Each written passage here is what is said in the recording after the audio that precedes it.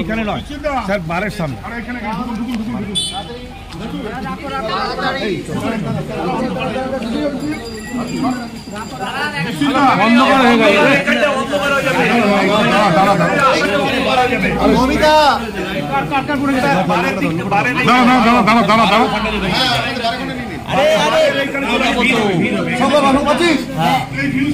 Madam sir আমাকে যেতে দাও। বিশ্ব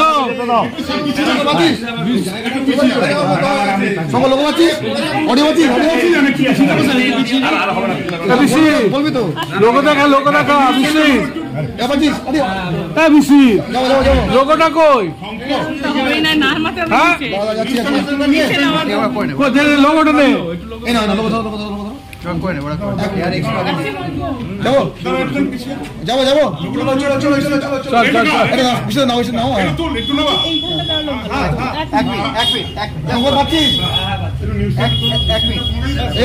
তুমি তুলেছি তুলেছি তো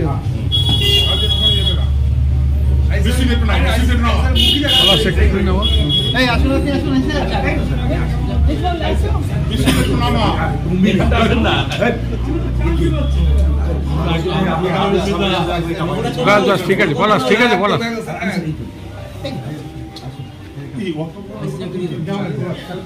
যাও সঙ্গে যাবো। বলছি স্যার, এই যে ঘটনা এই এত কম সময়ের মধ্যে 8 জন এসেছিলেন ডাকাতি করতে সেনকো গোল্ডে, আপনারা জানেন যে দুপুরবেলা, এবং এই 8 জনের মধ্যে ক্রাইম কমিট করার পরে 3 জন পালিয়ে যায় ওখান থেকে, আর 5 জনকে পুলিশ ধরতে পারে। তার মধ্যে যে শ্যুট আউটটা হয় তাতে 2 জন ইনজুর্ড হয় ওইখানে, এবং যার মধ্যে মণিকান্ত যাদব আলটিমেটলি হসপিটালে মারা যায় ওই শ্যুট আউটে। আপনারা বোধহয় জানেন যে 8 জন আর্মড ডাকাতদের সামনে একজন পুলিশ অফিসার, একজন এসআই র্যাঙ্কের অফিসার, সে তার একটা মাত্র আর্মস নিয়ে লড়াই করেছিল, এবং তারপরে আলটিমেটলি আমাদের আইসি সাহেব এবং তার পুরো টিম যেভাবে অ্যাকচুয়ালি প্রথমে যখন ডাকাতিটা কমিট হয় 3:12 নাগাদ দুপুরবেলা ওই সেনকো গোল্ড জুয়েলারির দোতলা থেকে একটি মেয়ে, ওদেরই এমপ্লয়ি, যিনি সিসিটিভিতে দেখতে পান যে নিচের তলায় ডাকাতি হচ্ছে শোরুমে, তখন উনি আইসি সাহেবকে ফোন করেন। আইসি সাহেব 1 সেকেন্ডও দেরি না করে তার টিম নিয়ে সমস্ত জায়গা ঘিরে ফেলেন, এবং তার ফলে এই আলটিমেটলি এই 5 জন আসামি অ্যারেস্ট হয়েছে, যার মধ্যে আপনারা জানেন যে মণিকান্ত আছে, যে আমাদের আর একটা বিরাট বড় কেসে, আজিজা কেসে উনি ওয়ান্টেড ছিলেন। তো যাই হোক, এই পুরো অ্যারেস্টের পর ওনাদের মানে ডাকাতির জিনিসপত্র অর্থাৎ সেনকো গোল্ডের জুয়েলারি, যে মোবাইলগুলো ওনারা নিয়েছিলেন, ডায়মন্ডস, টাকা, এই সমস্ত জিনিসগুলো, ক্যাশ কাউন্টার থেকে টাকা সমস্তগুলো সমেত এরা ধরা পড়ে, আর্মস সমেত, এবং তারপর সাবসিকুয়েন্টলি এরা অ্যারেস্ট হয়, এবং 2 জন অসুস্থর মধ্যে 1 জন সুস্থ হয়ে যায়, এবং বাকি মণিকান্ত যাদব উনি মারা যান। এই 4 জনের এগেনস্টে আমাদের এখানে ট্রায়াল হয়। ট্রায়ালটা শুরু হয়েছিল 29শে নভেম্বর, এবং ট্রায়ালটা শেষ হলো আজকে, অর্থাৎ 1 মাস 22-25 দিনের মধ্যে গোটা ট্রায়ালটা শেষ হলো, এবং প্রসিকিউশন এভিডেন্স 8টা ক্লিয়ার ডের মধ্যে 35টা সাক্ষী আমাদের শেষ হয়েছিল। আমার মনে হয় এটা একটা ইম্পর্টেন্ট ল্যান্ডমার্ক হয়ে থাকবে ভারতবর্ষের ইতিহাসে।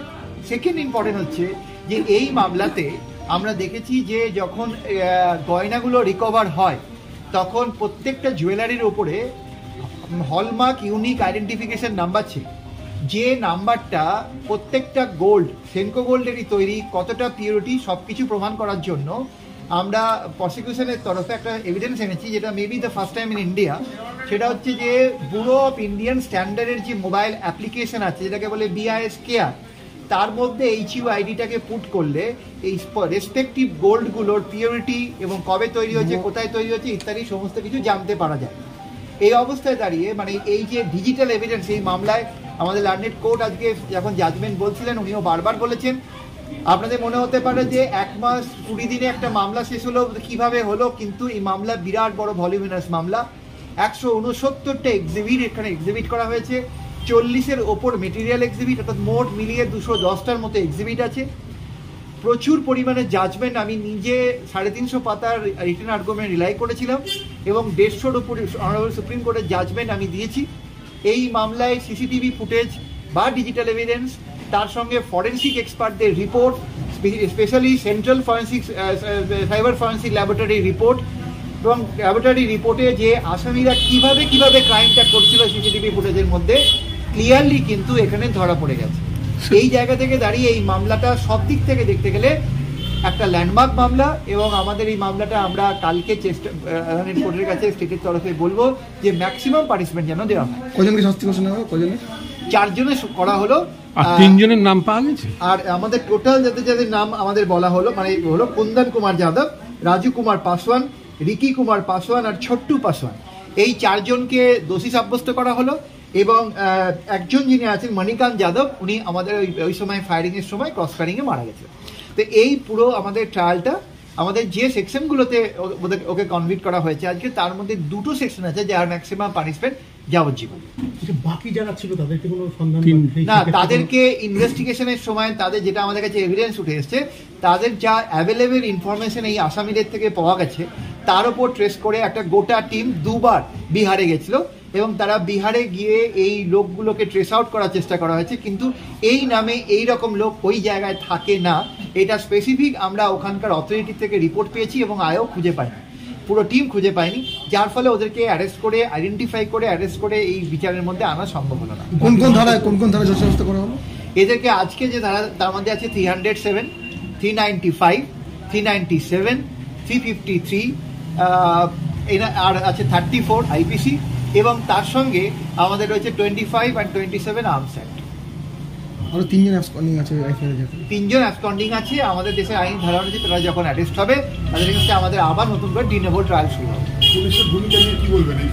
অসম্ভব ভালো, কারণ কোর্ট আজকে আপনারা দেখেছেন ওপেন কোর্টে কোর্ট অ্যাপ্রিসিয়েট করেছেন, কারণ এত তাড়াতাড়ির মধ্যে এইভাবে এই ধরনের লোক যারা বাইরে থেকে এরকমভাবে প্রি প্ল্যান ডাকাতি, কারণ ডাকাতি করতে আসার আগে এরা একটা জায়গায় ভাড়া ছিল, এটা জায়গায় রেকি করেছে এবং এটাকে ঘুরে দেখেছে, এবং এদের একই দিনে আপনারা যে পুরুলিয়াতেও ডাকাতি হয়েছিল একইভাবে, এবং এদের যে সব টার্গেটগুলো জুয়েলারি সবগুলো আছে যেখানে হয়তো অত সিকিউরিটি থাকে না, সেই জায়গায় দাঁড়িয়ে যেটা বললাম আপনাদের, একজন লেডি এমপ্লয়ি আমাদের সেনকো গোল্ডের, উনি যখনই তার উপর থেকে সিসিটিভি রুম থেকে ফোন করে আইসিকে জানান, ডাইরেক্টলি উনি ফোন করেন আইসি মোবাইল নাম্বারে, এবং সেখান থেকে পুরো টিম রানাঘাট থানার এদেরকে ধরার পেছনে লেগে যায়, এবং ফায়ারিংও হয়। আপনি জানেন যে যখন প্রথম ফায়ারিংটা হয় সেনকো জুয়েলারির কাচের গেটটা টিউমার হয়ে ভেঙে যায়, তখন আমাদের একজন অফিসার ওখানে দাঁড়িয়েছিলেন, তার একটুর জন্য তার জীবনটা যায়নি। ওই ফায়ারিংটা যদি কাছে না লেগে স্টের এদিকে ঘুরতো তাহলে উনি ওখানে অফিসার ওখানে স্পট ডেট হতেন। স্যার কতদিনের মাথায় এই কেসে চার্জ ফ্রেমে? এই চার্জ ফ্রেমের মামলাটা চার্জ ফ্রেম হয়েছিল নভেম্বরের 23 তারিখে, অর্থাৎ আজকে চার্জ ফ্রেম হওয়ার পর থেকে মামলাটা 2 মাসে শেষ হল। ঠিক আছে, বিভাস চ্যাটার্জি। রানাঘাট সেনকো গোল্ড অ্যান্ড ডায়মন্ডে গত 29শে আগস্ট একটি ডাকাতির ঘটনা ঘটে। সেই ঘটনার পরিপ্রেক্ষিতে 5 জন আসামিকে পুলিশ ধরে বলে কথিত আছে। 5 জনের মধ্যে একজন ডাকাত পুলিশের গুলিতে আহত হয়, পরবর্তীকালে তিনি হাসপাতালে মারা যান। এই মামলার তদন্ত শুরু হয় এবং নির্দিষ্ট সময়ের আগেই পুলিশ এই মামলায় চার্জশিট দাখিল করে 5 জনের নামে। তার মধ্যে ওই যে মৃতদের ডাকাত তার নামও এর মধ্যে ছিল। তারপরে বিচার শুরু হয় এবং বিচার শুরুটা হয় রানাঘাট অ্যাডিশনাল সেশন জাজ first track court Monodeep Dasgupta মহাশয়ের আদালতে। মামলায় 8 দিনে মোট 35 জন সাক্ষীকে সরকার পক্ষ সাক্ষী হাজির করান। আমরা আসামি পক্ষের লয়াররা, আমি এবং আমার ভাই সুমন, আমরা দুজনেই জেরা করি। সেই মামলাটার আজকে 148 দিনের মাথায় আদালত রায় ঘোষণা করেন এবং আদালত রায় ঘোষণা করে যে 4 জন আসামি এই মামলায় আসামি হিসেবে চিহ্নিত হয়েছেন তাদের রায় ঘোষণা করেন। সেখানে দেখা যায় যে ভারতীয় দণ্ডবিধি আইনের 395, 397, 412, 307, 120B, 186 এবং 307 ধারা 34 এবং আপনার ওই তার সাথে যেহেতু অস্ত্র আইনের 25-27 ধারায় দোষী সাব্যস্ত করেন। আদালত আগামীকাল 3টের সময় এদের শাস্তি ঘোষণা করবেন। যদিও এই রায়ের এই আদেশের আমরা সন্তুষ্ট নয় এবং আমাদের মক্কেলদের যা বক্তব্য, আমরা এই মামলা নিয়ে উচ্চ আদালতে আবেদন করব বলে মক্কেলরা আমাদেরকে জানিয়েছেন।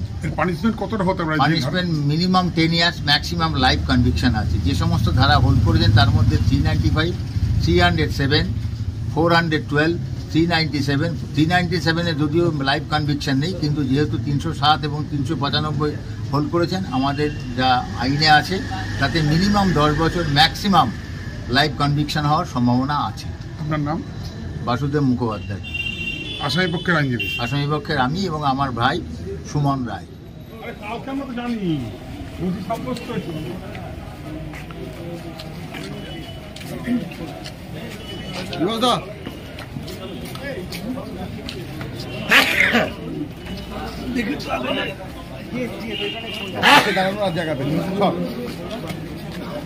বিয়ে তো আছেন, তার সঙ্গে চলে যাক, দাঁড়া খোলা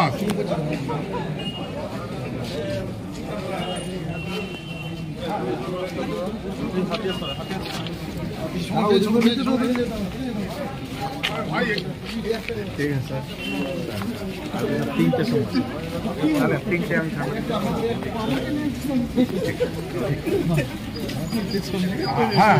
চলে আয়। হ্যাঁ হ্যাঁ স্যার ওটা ঠিক আছে।